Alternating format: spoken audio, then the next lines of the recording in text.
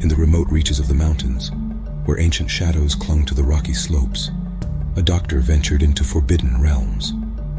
Armed with a nefarious purpose, the doctor stole a small animal, a creature that held the essence of supernatural secrets within its innocent form. As the small animal cried out, its distress echoing through the desolate peaks, the doctor pressed on, callously ignoring the plea that resonated in the thin mountain air. Unbeknownst to the doctor, the cry was not unheard.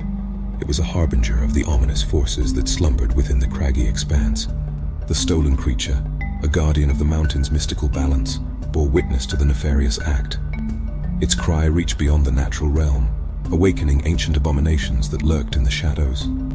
These malevolent entities, disturbed from their slumber, descended upon the mountain camp with an insatiable hunger for retribution. As night fell, the camp, nestled among the peaks, became a battleground between the trespassing doctor and the awakened abominations.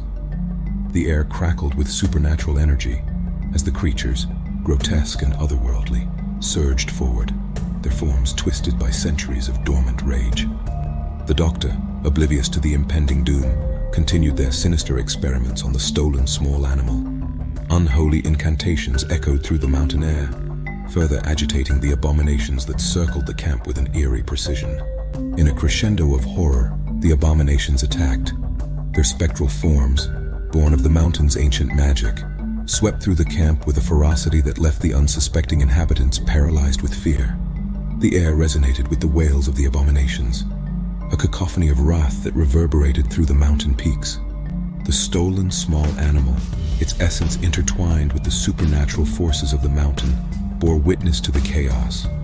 In its cries, an ancient language unfurled a plea for mercy and a call to the elemental guardians that slumbered within the crags.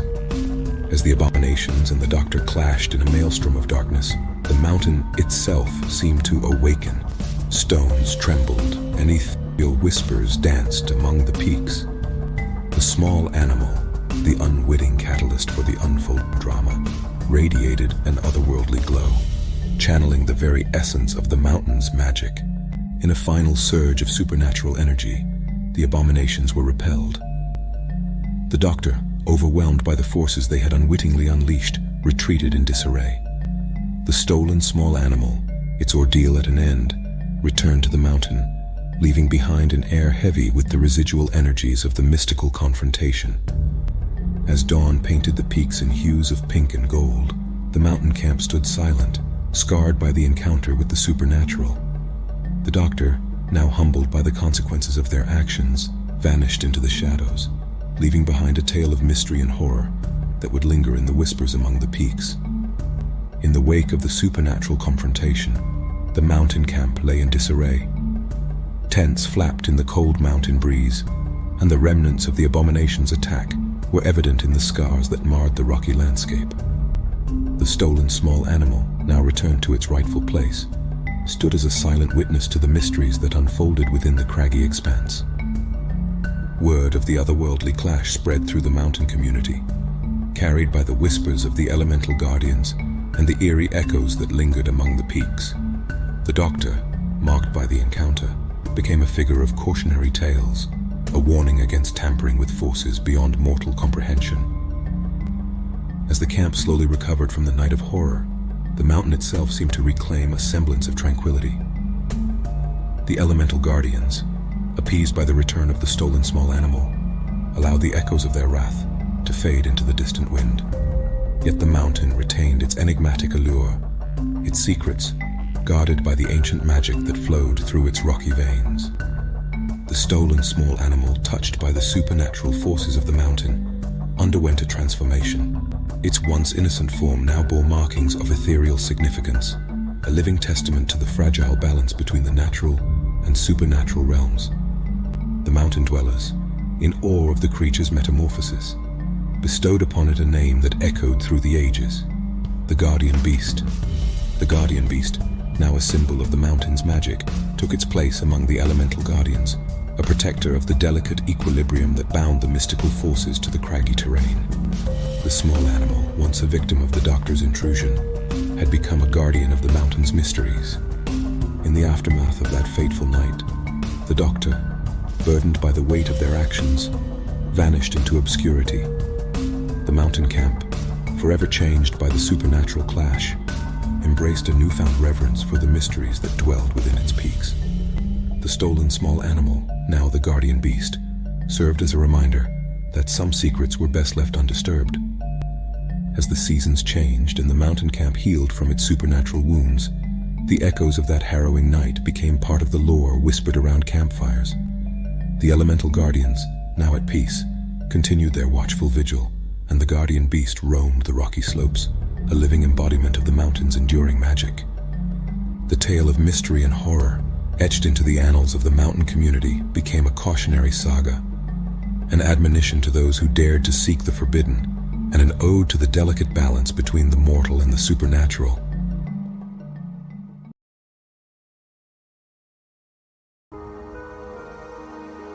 Within the dilapidated walls of an old asylum, shadows clung to the remnants of forgotten despair. The air was thick with the lingering presence of malevolence, a spectral chorus of the tormented souls that had once called the institution home. The asylum, long abandoned and condemned, had become a haven for evil spirits that roamed its haunted corridors. A group of daring individuals, drawn by the allure of the supernatural, ventured into the asylum's decaying halls. Armed with curiosity and a hint of trepidation, they sought to unravel the mysteries that lay hidden within the asylum's forsaken rooms. Little did they know that the malevolent spirits, denied rest for decades, would not yield to their intrusion. As the group delved deeper into the asylum's heart, the atmosphere became oppressive, and an ominous hush settled over the air. Whispers barely audible echoed through the corridors, carrying tales of the tormented souls that still wandered within the asylum's spectral embrace. The group pressed on, each step weighed down by the unseen presence that clung to their every movement. Doors slammed shut behind them, and windows rattled in protest, sealing the group within the asylum's grasp. Panic set in as the realization dawned. The asylum, like a malevolent entity, had locked its doors, trapping the group in a nightmarish dance with the supernatural. The evil spirits, stirred by the intrusion, began to manifest their spectral forms. Shadows danced along the walls, and ghostly apparitions materialized in the corners of the dimly lit rooms. The group, now ensnared in the asylum's grip, felt the chill of unseen fingers tracing their spines. Possession took hold of some members, their eyes reflecting the hollow gaze of the tormented spirits that sought refuge within their mortal vessels. The possessed, mere conduits for the malevolence that lingered, spoke in haunting whispers, their voices a discordant symphony of the damned.